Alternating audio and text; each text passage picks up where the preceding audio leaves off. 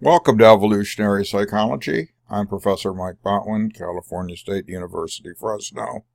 This semester we'll be taking a trip through the exciting land of evolutionary psych. Hope you enjoy it. Let's start with a quote by David Barish. He's the author of one of your textbooks, Homo Mysterious. And this is something to think about. He says there are unknown unknowns, things that we don't understand, and that we don't even know that we don't know. There are known unknowns, things that we don't yet understand, but at least we have the wisdom to acknowledge as such. I think this is a powerful statement. Barish is trying to tell us that there are some things we just don't know that we don't know. Probably poor English, but think about this. These are the great things that we have to find out and learn as scientists. Another of the main influences on my thinking in evolutionary psychology is the sociobiologist E.O. Wilson. And Wilson has developed an idea called consilience. And consilience is the idea that at one point in time, all knowledge will have a common rubric or framework.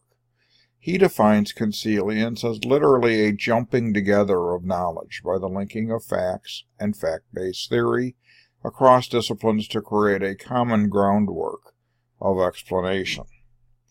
And over the semester, you're going to see one of the most powerful things about evolutionary psychology is that it's allied to many, many other fields: biology, anthropology, even the arts and cultural type things.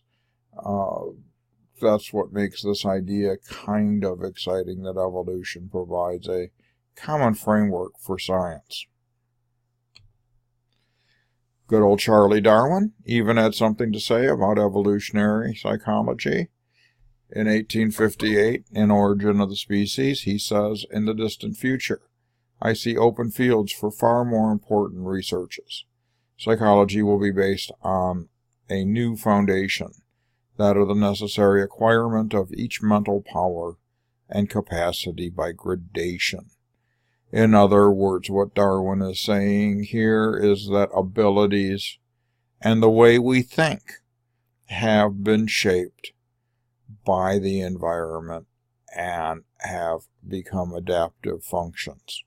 And that's going to be a powerful thing we talk about during the rest of the semester. I like fake motivational posters. They're one of my favorite things. And here I have some of those in cartoons for you. You'll find out about this critter a little later in class. It's called the Televec. Evolution, we have the fossils. We win. Here's another fake motivational one. We might watch out for this one this summer or when it's hot in Fresno. Natural selection still works. Notice the pool thongs holding up the hopefully disconnected power adapter. I love this woman. Caption unfortunately goes out of my capture screen. Evolution, is it really so difficult to believe we came out of the sea millions and millions of years ago? Note her eyes, the color of her dress and makeup. She's just floundering around in that picture. Here's the handfish. The irony of the species is that one day it will evolve and completely deny and refute evolution. Some pretty straight up cartoons here. Other species have it figured out. We need to eat, survive, and reproduce. We humans kind of stick in our hands in our pockets and think about other things as well. I'm a dog lover. One of the things you'll find as you go through this class is that I'll use dog examples from the critters that live in my house. And I admire dogs, and I think this cartoon's fairly accurate. Cooked meats, wheels to chase, fires to bask by. Hey fellas, we're done evolving. Let's just let the humans take care of us. As I'm recording this, my dogs are lying on my furniture in the living room in air conditioning while I'm working away. Here's another dog one. We were wolves once, wild and wary, stealth and cunning. Then we noticed you had couches. Need anything more be said? This, if you're traveling with kids this summer, probably is a great cartoon for you. This one has to do with all the plastic garbage floating around and how fish may adapt 2-liter soda camouflage. Dad humor. I'm a dad. You'll hear lots of stories about my family as we go through class. These are the folks that I know and have behavioral examples of. So I'll let you read that one on your own. And finally, my only cartoon with a little bit of religious bent to it. God throws the creationist a curve and says, let there be evolution. Well, let's now move into our introductory comments. Whoops, one more cartoon, sorry. Okay, if you're trying to come up with your own theory of evolution, here are some of the life on Earth ones. Evolution says living things develop from earlier forms. Second frame, you have intelligent design, such as biblical creation. Third frame, intelligent design of the gods. Mankind sprang from Zeus's mighty scepter as he rode his golden chariot across the sun.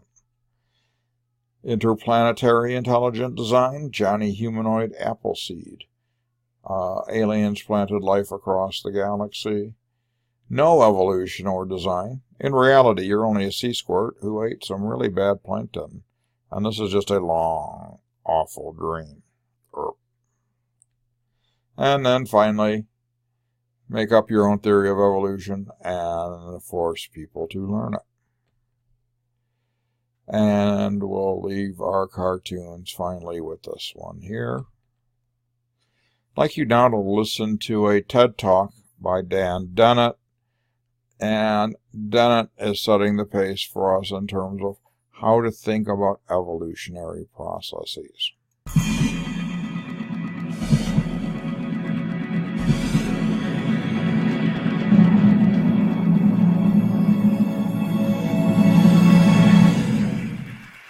I'm going around the world giving talks about Darwin, and usually what I'm talking about is Darwin's strange inversion of reasoning.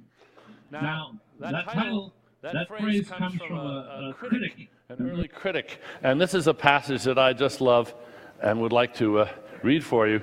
In the theory with which we have to deal, absolute ignorance is the artificer, so that we may enunciate as the fundamental principle of the whole system that in order to make a perfect and beautiful machine, it is not requisite to know how to make it. This proposition will be found, on careful examination, to express in condensed form the essential purport of the theory, and to express in a few words all Mr. Darwin's meaning, who, by a strange inversion of reasoning, seems to think absolute ignorance fully qualified to take the place of absolute wisdom in the achievements of creative skill. Exactly.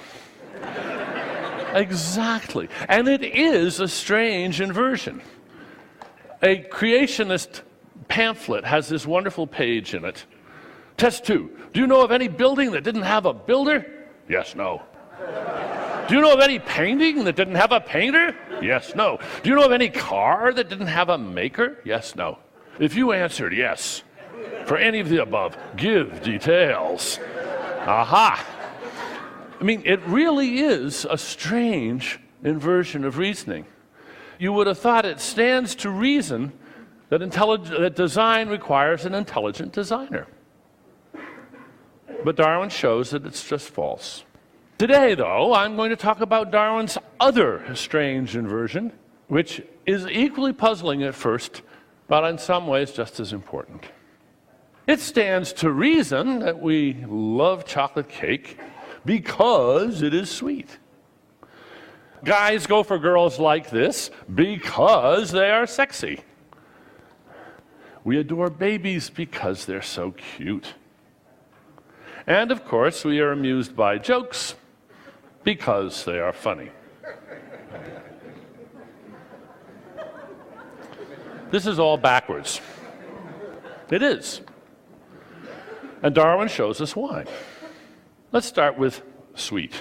Our sweet tooth is basically an evolved sugar detector, because sugar is high energy, and it's just been wired up to the preferrer, to put it very crudely.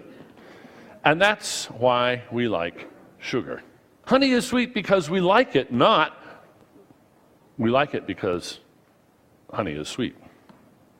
There's nothing intrinsically sweet about honey. If you looked at glucose molecules till you were blind, you wouldn't see why they tasted sweet. You have to look in our brains to understand why they're sweet. So if you think first there was sweetness and then we evolved to like sweetness, you've got it backwards. That's just wrong. It's the other way around. Sweetness was born with the wiring, which evolved. And there's nothing intrinsically sexy about these young ladies. And it's a good thing that there isn't. Because if there were, then Mother Nature would have a problem. How on earth to get chimps to mate?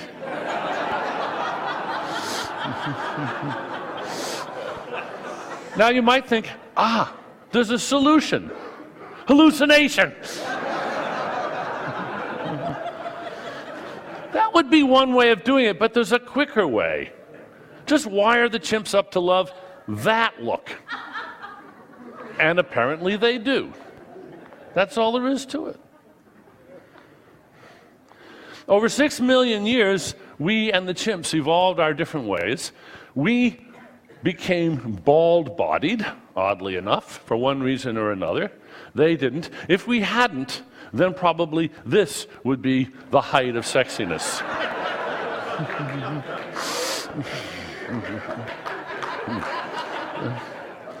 Our sweet tooth is an evolved instinctual preference for high-energy food. It wasn't designed for chocolate cake. Chocolate cake is a supernormal stimulus. The term is owed to Nico Tinbergen, who did his famous experiments with gulls, where he found that orange spot on the gull's beak, if he made a bigger, oranger spot, the gull chicks would peck at it even harder. It was a hyper-stimulus for them, and they loved it. What we see with, say, chocolate cake is it's a supernormal stimulus to tweak our designed wiring. And there are lots of supernormal stimuli. Chocolate cake is one. There's lots of supernormal stimuli for sexiness. And there's even supernormal stimuli for cuteness. Here's a pretty good example. It's important that we love babies and that we not be put off by, say, messy diapers. So babies have to attract our affection and our nurturing. And they do. And by the way, a recent study shows that mothers prefer the smell of the dirty diapers of their own baby. So nature works on many levels here. But now, if babies didn't look the way they do, if babies looked like this, that's what we would find adorable. That's what we would find. We would think, oh my goodness, do I ever want to hug that? This is the strange inversion. Well now, finally, what about funny? My answer is it's the same story. The same story. This is the hard one, the one that isn't obvious. That's why I leave it to the end, and I won't be able to say too much about it. But you have to think evolutionarily. You have to think, what hard job that has to be done, it's dirty work, somebody's got to do it, is so important to give us such a powerful inbuilt reward for it when we succeed. Now, I think we found the answer, I and a few of my colleagues. It's a neural system that's wired up to reward the brain for doing a grubby clerical job. Our bumper sticker for this view is that this is the joy of debugging. Now, I'm not going to have time to spell it all out, but I'll just say that only some kinds of debugging get the reward. And what we're doing is we're using humor as a sort of neuroscientific probe by switching humor on and off, by turning the knob on a joke. Now it's not funny. Oh, now it's funnier. Now we turn a little bit more. Now it's not funny. In this way, we can actually learn something about the architecture of the brain, the functional architecture of the brain. Matthew Hurley is the first author of this. We call it the Hurley model. He's a computer scientist. Reginald Adams is a psychologist, and there I am. And we're putting this together into a book. Thank you very much. Well, the TED Talk is very interesting, and I'll have you write a reflection paper on that. You'll find instructions in Blackboard. As we move out of the TED Talk, I want to give you a couple of more introductory comments. For example, according to Dobzhansky, nothing in biology makes sense except in the light of evolution. I'm going to steal his quote and paraphrase it to say that nothing in psychology makes sense except in the light of evolution. And as we go throughout the semester, you may find that's true.